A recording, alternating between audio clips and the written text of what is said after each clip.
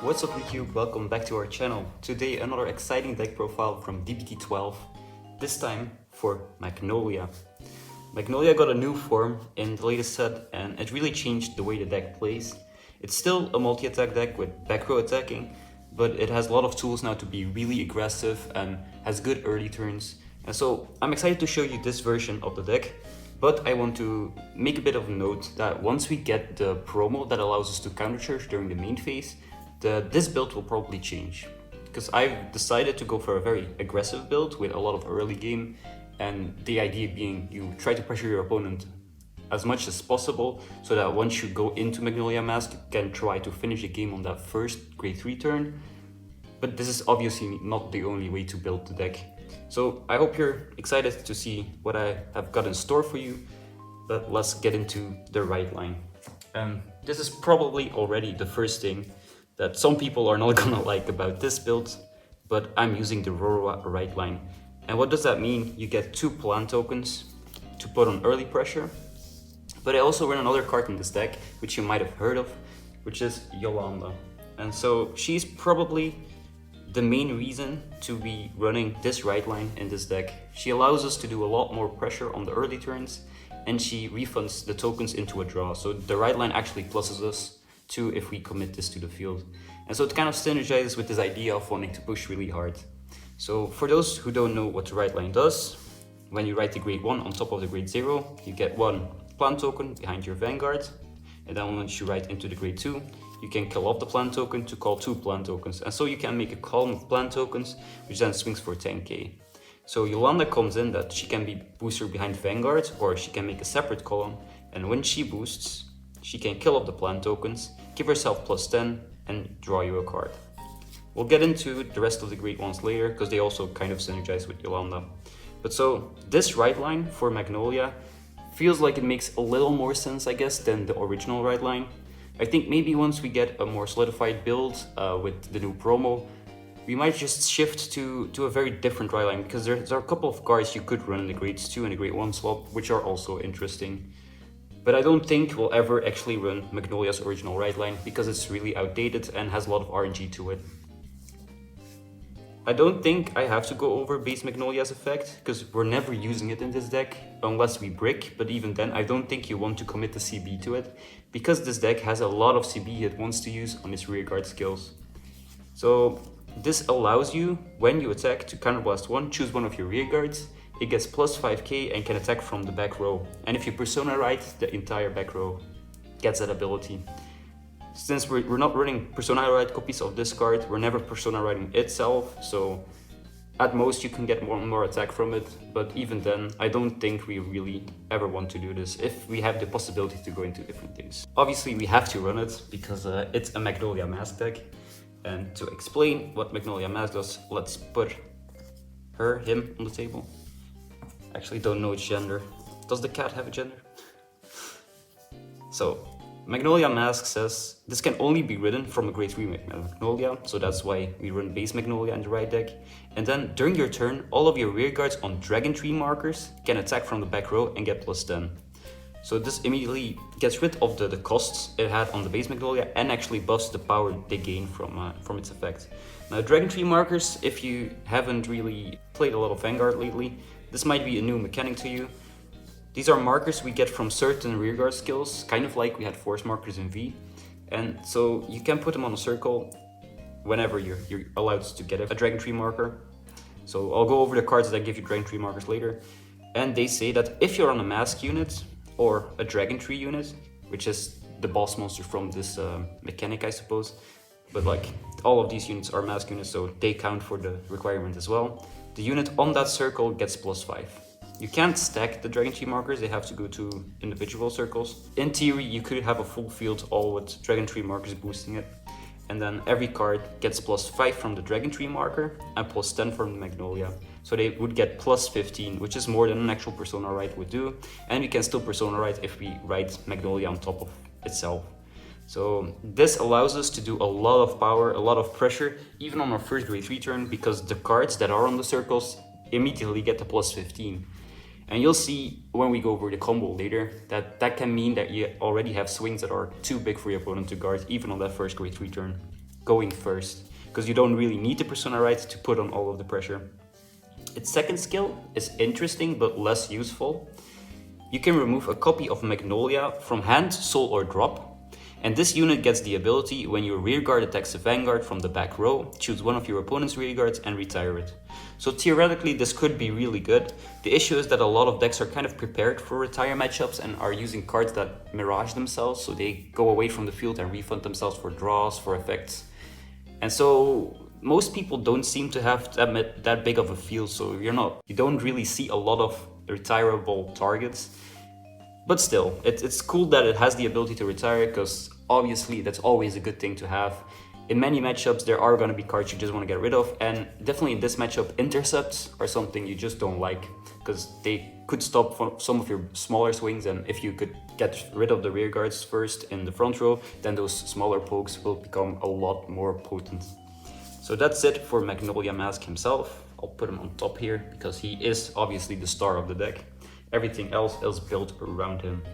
For the mask mechanic, you obviously have to run 4 copies of the mask. The reason we run 4 is actually because we run 4 of each Dragon Tree unit. And the reason we run 4 of each Dragon Tree unit is because we want as many Dragon Tree markers as we can possibly get. So every CB we get in this deck, every damage we take, we kind of want to get one way or another into these cards to get us a Dragon Tree marker and try to plus us from it. So you've probably seen these cards before, but D-BT12 says Counterblast 1, Soul Blast 1, get yourself a Dragon Tree marker and search your deck for a Mask of Hydrogram. So you get this card to your hand, and if this is during write-up, you can definitely discard it, or you could just use it on your grade 3 turn, check your top 5 cards of the deck, and hope to find any of these 12 targets, which is quite a lot. I don't think there's many other decks that run this many targets for the Dragon Tree, for the Mask of Hydrogram. So that's why we obviously like it, and since these are kind of the cards you constantly want to call to get more markers and get more value, you can just run them at max copies. So that's D-BT12, and then for the Beast, when he's placed, you can pay 1 Counterblast to get a Dragon Tree marker, and then with his Act skill, you can Counterblast Soul Blast, which is something you're probably not gonna do, but let's say you don't really need more Dragon Tree markers, your entire back row is filled, and you're kind of like, I kind of need more units to call. You can use this skill to get back the Mask of Hydrogram and kind of high roll into another rearguard, because all of these are targets. Even in the late game, you're probably still gonna have 5 or 6 targets left in the deck, which you can find with the mask and then hopefully call them to rear. Because obviously checking top 5 is not that many cards, and it could really just be an empty top 5, which is really sad, and then you wasted a Counterblast and a Soul Blast. But that being said, these cards really don't really have a way to... We don't have a way to reduce the number of cards we have to run from them. They're just mandatory at this point. Maybe in the future, if we get different Dragon Tree units, we could actually maybe move to a different lineup. But it's unlikely since the season is over, and we're probably not going to see them again unless they kind of get some sort of retrains or extra support through the next sets. So that's it for the Dragon Tree units. Put these aside again. We now have a couple of other units. And so Yolanda is the one we talked about before. She's just there for more draw power, more pressure. Being an 18k booster is amazing, and being able to kill grade 1s actually, grade 1s or less actually has some merit. So the right line, we get the 2 plant tokens, which is immediately 1 draw and plus 10k. But Magnolia Masque has a specific card which really synergizes with Yolanda. And that's the Sylvan Horned Beast Labcore. Labcore says in drop, when you write your Magnolia Masque, well, no, when it's placed on Vanguard, which I suppose if there's ever another way to do it, you may call this to rear, and this unit gets +5. And so the cool thing is, if we have multiple of these in our drop zone, whenever we write this with our normal write, or if we write it using the effect of the mask, which is by putting this into the soul of your base Magnolia, you can write this from your hand. And if you're going second, well, if your opponent is at grade 3, you can persona write. So there's a couple of ways to write it. So if you write this, any number of these can come back from your drop zone and fill your field. You're not ever gonna have 4 of them in drop, but if you have 2 and your Yolanda is still here from last turn, just by writing this, these come back, you have your You have your units, they can all attack from the back row, hopefully, because you have your dragon tree markers. And after they've attacked, you can swing with this column. Let's say for easiness sake, it's just this. So this column attacks, and then on attack she kills these two, you get your draw, and you actually just plus from this. And next turn you pursue on the right again, these come back again, and you keep the cycle going. So that's why Lepcore is really good in conjunction with the Yolanda. They really synergize, they really help me figure out how to actually build this deck in the current format, because these work so well together. Now, because I like cards reviving from drop and just giving me free value, I've decided to run also 2 copies of Rotting the Serb Dragon. So the idea is, there's a lot of retire decks or decks that can just get rid of your field, and having a card that's just 13k is really nice. Because if you then put this behind her, and like even saying it's your first grade 3 turn, and you get this full setup, and like I guess we'll have a dragon tree unit in this front row. If you get up to this kind of setup where these two are on dragon tree markers, you're having a 10k swing, which is probably your smallest swing, then you go for the 13, and then these two actually already go for a big number because they'll get the power from the Magnolia and they'll get the power from the dragon tree marker. So they'll be at +5 from themselves, so it's 13, 18, 28, 28, and then this one goes, kills of these two, and gets +10, so this is 18 plus 13, which is 31, which is a magic number against the grade 2. So all of this would be really free actually, and a low investment turn, but gives you so much pressure that it's just really nice. Since you obviously don't plus all that much, it's just a bit of RNG with the masks to find your pieces, and the rest you have to draw into, so the early pressure Yolanda gives you is really the way to go, I feel. So that's it actually for the main units of the deck, so let's put these aside. We have 3 PGs and 1 of the Elementaria Sanctitude. I don't have to explain these, it's just the standard lineup at this point. It's not going to change unless we get different effect PGs that were to countercharge or something, then that would be pretty amazing for this deck, I think. And then for the trigger lineup. And I have to be honest with you, I'm not really sold yet on the trigger lineup. I think there's really a reason to run other triggers like fronts, but like the basics of the lineup would be 8 crits, 3 effect triggers. This can either be draws or fronts. It's something you have to test with yourself. I feel like I personally am fine with just running draws, because if you're going first, you're gonna have that 10k swing in the front row, and that's totally fine because that hits. And so your attack order is not really gonna change all that much if you run fronts. You're just gonna maybe do a bit of a more subpar turn, and so the extra draws could help you getting your pieces, and your pieces are more important, I think, than anything, because the power already is there thanks to the Magnolia Masque. But like defensively speaking, fronts are also just really good, so fronts would just really fit in this slot. And you could even consider just cutting a crit for more draws or more fronts or whatever. So the trigger lineup is really something you have to figure out yourself. I think this is a safe lineup. This is probably one you're never going to go wrong with, but it's really hard to judge sometimes with what kind of changes to a trigger lineup really matter, because you're not going to see all of your triggers every game. So this is something that I'm not really comfortable with really recommending what to do here exactly, but this feels like the safest option. But if you don't have this and you have fronts at home, just put fronts in instead. They really just work the same way. They're more shield value, they could be more pressure, so they're interesting.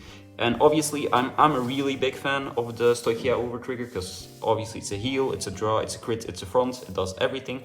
But I think the red and the blue OT work as well in this deck.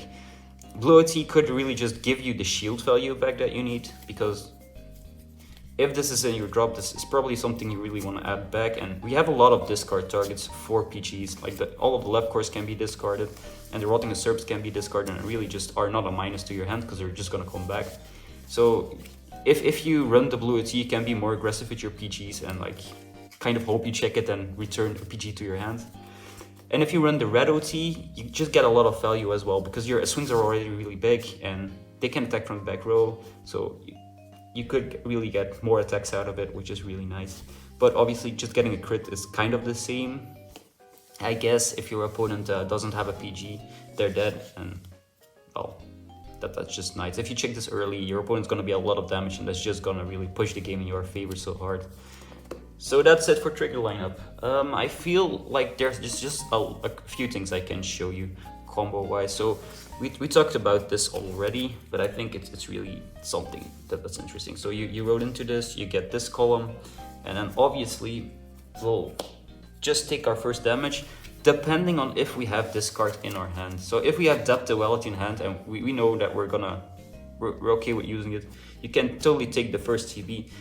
You don't have to if you don't have this in hand, because being a bit more conservative with your damage is kind of nice in this deck, because you probably know how many copies of these cards you're gonna have, and if you're gonna take a lot of damage, you're just gonna suffer, I think, in the long term. So if you have the CB, this is great. You can call this, Counterblast 1, Soul Blast 1, we'll get our first Dragon Tree marker, and generally I put this behind Vanguard because I feel like this column is the one that's gonna need boost the least.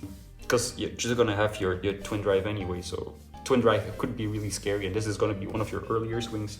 So putting it here is pretty safe, but you could also just put it in this column, and you know that, because if you can kill the plant tokens off, obviously. If you can't kill the plant tokens, you could also just go here and just intercept with this, and then that's also value. But there's a lot of choices you can make, but I feel like behind Vanguard is the safest.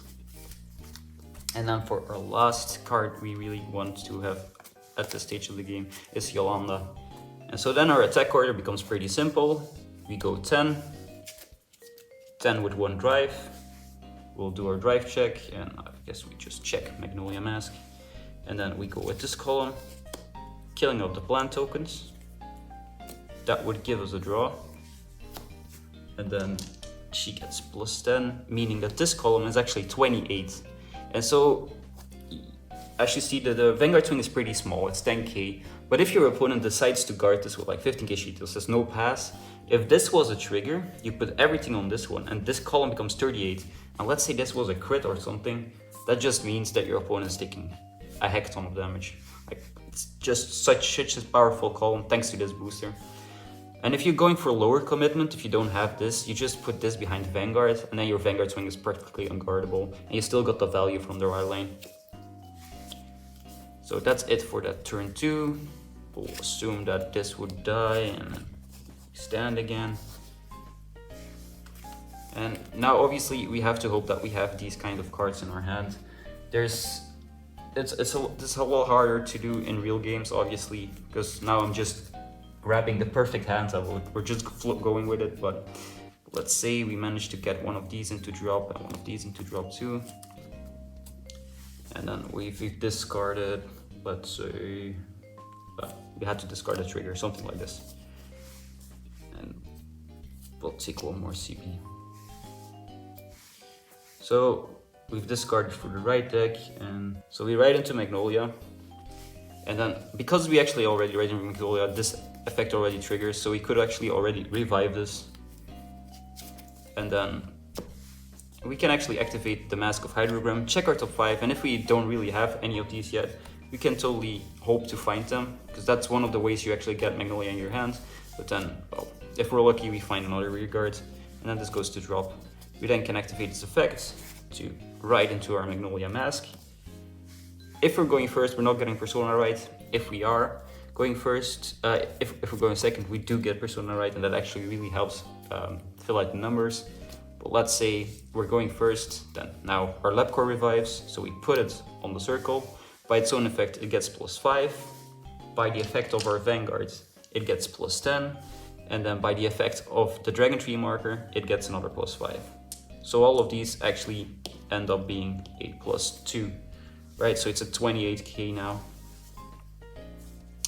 And then we have these two left, and I guess because this filters more, it's probably the better one to go with. We Counterblast 1, we Soul Blast 1, and at this point we could actually Soul Blast the Magnolia, which is gonna help us, because then we can remove it from the game and actually retire 2 of our opponent's rearguards.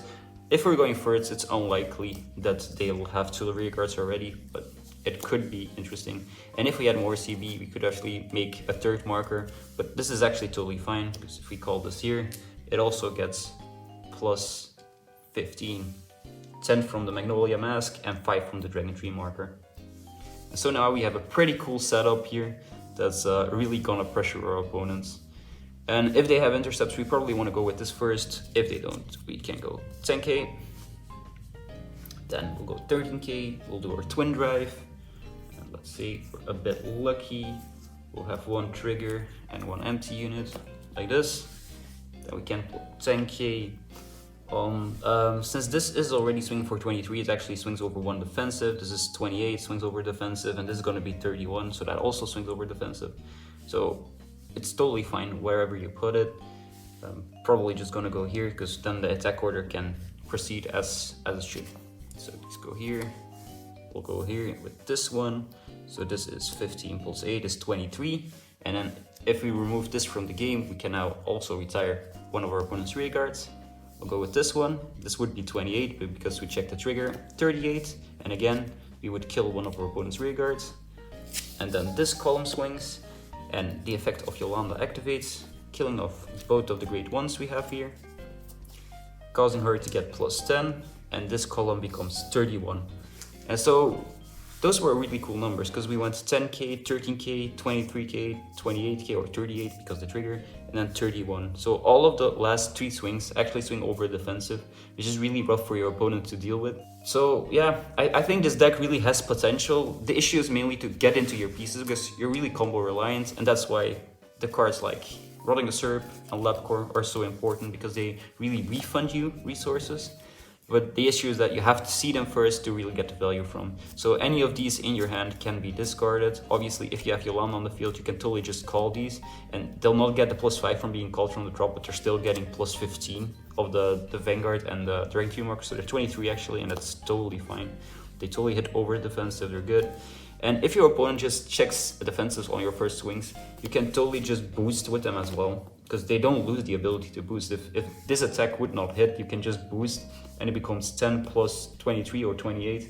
So that's 33 or 38. That's an amazing number. Even if they see one defensive, it's unlikely that they're gonna have a good time guarding these. So yeah, I hope you really enjoyed this deck profile. I'm really gonna test more with Magnolia to really get a good grip on how we can build it post the promo, because I feel like that's the point at which Magnolia will really shine. But as of right now, I feel like this is a really cool build to go with, and what you're really gonna have fun with at locals, or maybe even at a tournament, because it's really scary if this goes first, because you're immediately swinging for a lot of power, and your opponent is not gonna be prepared to take all of this. So thanks for watching, guys. See you in the next one.